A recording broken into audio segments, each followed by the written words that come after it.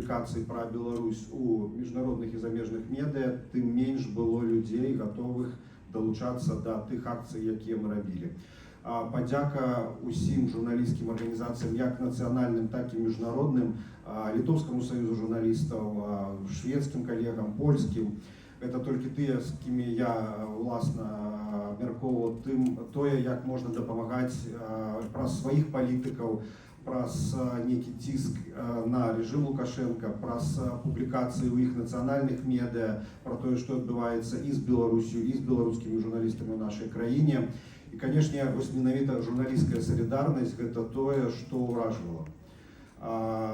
Падзяка палітыкам, якія станавіліся хроснымі бацькамі палізняволеных, у тым ліку журналістам, і падымалі на палітычных пляцоўках гэта пытанне. Вялікая падзяка беларускім дэмакратычным сілам, якія таксама адвакатавалі за вызваленне беларускіх журналістаў.